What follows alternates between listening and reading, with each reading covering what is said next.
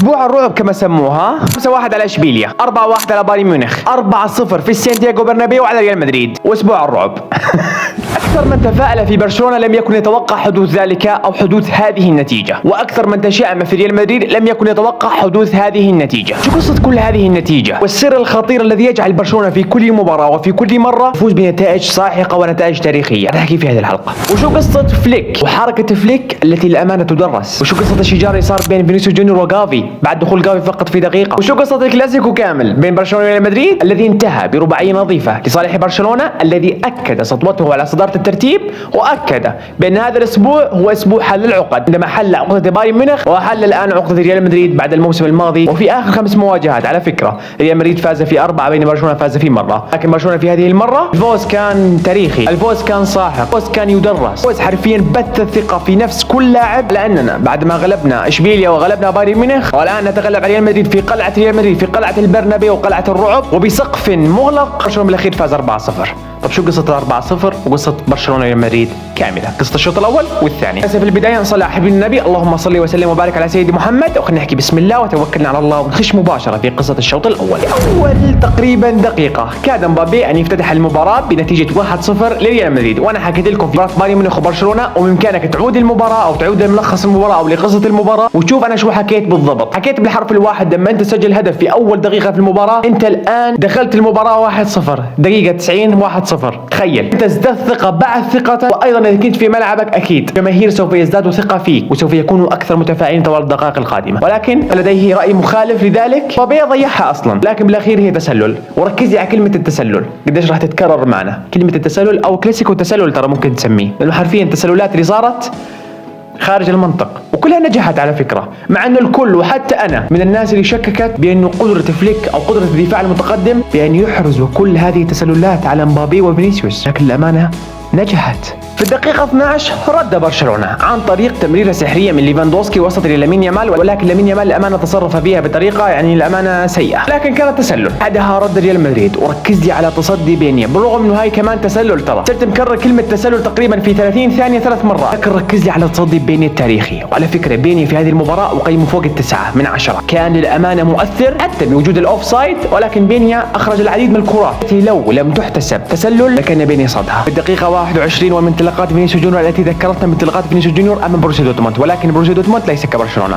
او حتى فينيسيوس جونيور هو اللي اساء التصرف للامانه عشان نكون صريحين. فينيسيوس جونيور مر وعمل الصعب وبالاخير ما قدر انه يعمل السهل، الا وهو انه تسجيل. سددها بطريقه للامانه مش عارف لحد هاي اللحظه وين سجلها او وين سددها، هو نفسه مش عارف وين سددها وبالاخير سددها وغلط. دقيقة 26 للدقيقة 30 تقريبا 4 دقائق شفنا برشلونة يعمل ردات فعل متتابعة، فشفنا برشلونة كان خطير في بعض الكرات ولكن بالاخير لم يستغل هذه الفرص. ركز معي في الدقيقة 29 مبابي سجل واحتفل والجماهير احتفلت وكل شيء وعمل كمان حركة كمان، شوفي تقريبا يعني دقيقة احتفال بالاخير الغي الهدف. بداية شو تسلل.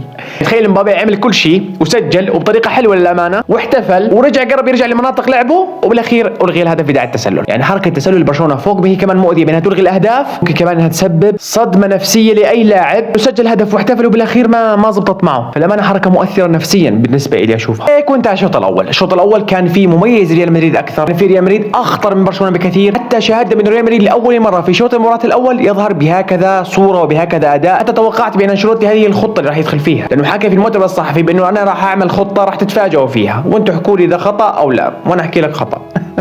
لكن للأمانة الخطة نجحت في شوط المباراة الأول، ريال مدريد كان أفضل من برشلونة بمراحل للأمانة، كان أخطر وكان أكثر تهديدا، ولكن بالأخير كرة القدم تحسم من خلال ماذا؟ من خلال استغلال الفرص، وهذا ما كان عليه في الشوط الثاني أو في قصة الشوط الثاني.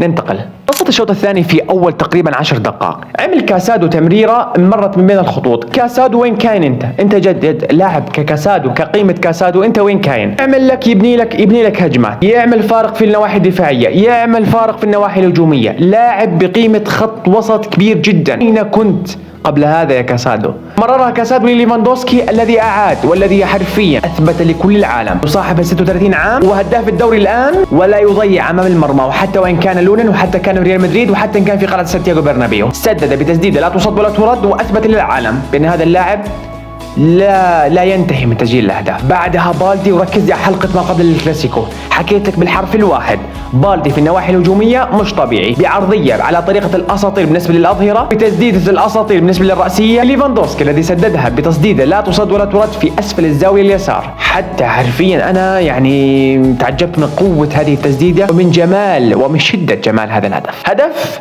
يعني يذكرنا باشياء قديمه، كره القدم بهدافين كانوا بارزين جدا في ضربات الراسيه، حتى كمان فليك تفاعل معها، وبالاخير سدد ليفاندوفسكي وسجل الهدف الثاني 2-0 في اول ربع ساعه، بدايه مثاليه للشوط الثاني، وهذا ان دل على انه في حركه عملها فليك. سؤالي طرحناه في بدايه الحلقه، الحركه بانه دخل فرينكي دي يونغ. طيب انت ممكن تسالني بالشار سؤال، وليش دخل فرينكي دي يونغ في بدايه الشوط الثاني؟ انا احكي لك الجواب، عشان يحافظ على الكره اكثر، لانه اكثر المرات اللي خسرها برشلونه في الكره في شوط المباراه الاول كانت من نواحي خط الوسط، فهو جلب فرينكي دي يونغ. ليش؟ لانه فرينكي دي يونغ اكثر لاعب يعرف يحافظ الكره، يعني يعرف يستحوذ، يعرف يتحكم متى يضغط ومتى يحافظ على الكره اكثر ومتى يستحوذ، فدخل فرينكي دي يونغ. وشوف برشلونه كيف فرق. تاتي خطط المدربين، وشوط المدربين حرفيا هو ما يسمى بشوط المدربين. في الدقيقه 62 امبابي انفرد وضيع. هنا تاتي قيمه بينيا لكن مش تسلل، يعني تخيل هاي المره كمان مش تسلل، ولكن امبابي ضيع بفضل مين؟ بفضل بينيا اللي تقدم مباراه الامانه ترفع له القبعه. دقيقه 65 ليفاندوفسكي ضيع فرصه الهدف الثالث بطريقه لحد الان مش عارف كيف، لا وازيدك من شعر البيت. في الدقيقه 67 بطريقه التيكي تاكا، فرينكي دي يونغ يمررها لمين؟ اولمو يرجعها لفرينكي دي يونغ، بعدها لرافينيا، ليفاندوفسكي برافينيا، لامين يامال، وبعدها لامين يامال بتمريره على السانتي لليفاندوفسكي الذي رفض الا ان يضيع الهدف الثالث بعد ان ضيع قبلها بدقيقه هدف ثالث، لكن ليفاندوفسكي يعني معذور، سجل هدفين بصراحه. وظلت المباراه زي هيك، حاول انشيلوتي ببعض التغييرات ولكن لم تكن مؤثره. برشلونه ايضا كمان حافظ على رتم اللقاء، استحوذ اكثر على اللقاء، حاول باكثر من هجمه ولكن لم يكن فعال اكثر. بالنواحي الهجوميه شفنا في تراخي وبطء من ناحيه الفريقين. لامين يامال على طريقه الكالما، طريقه كريستيانو رونالدو المعروفه جدا والشهيره، ويصبح اصغر لاعب يحتفل في تاريخ الكلاسيكو بطريقه الكالما في سانتياغو برنابيو، وسجل هدف من سحريه من رافينيا، يعني سددها بطريقه والله ما كنت اتوقعها. والله العظيم قدره هذا اللاعب رهيبه جدا،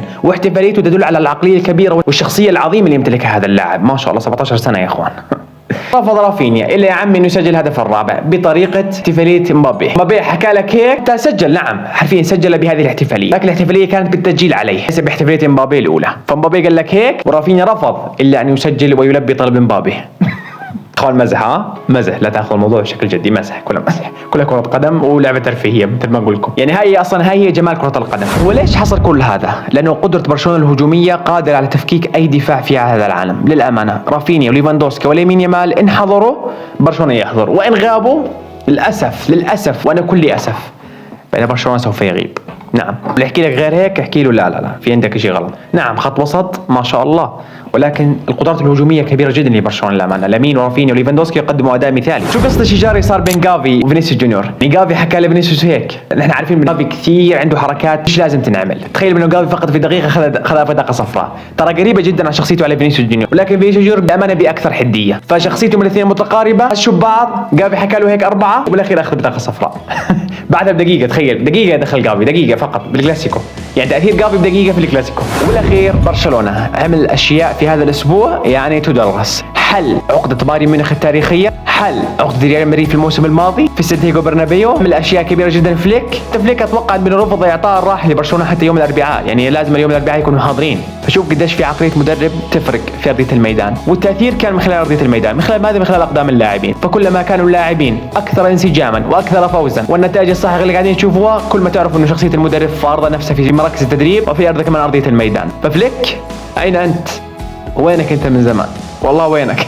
وبرشلونة يستمر في الصدارة بالاستمرارية والابتعاد أكثر في صدارة الترتيب ب6 نقاط كاملة. الكلاسيكو الذي الأمانة لم يرعب أحد، أنا حكيت ليس لمشاهدة القلوب الضعيفة قبل هاي المباراة، ولكن لا عادي شاهدوه. لا والله 4-0 كبيرة.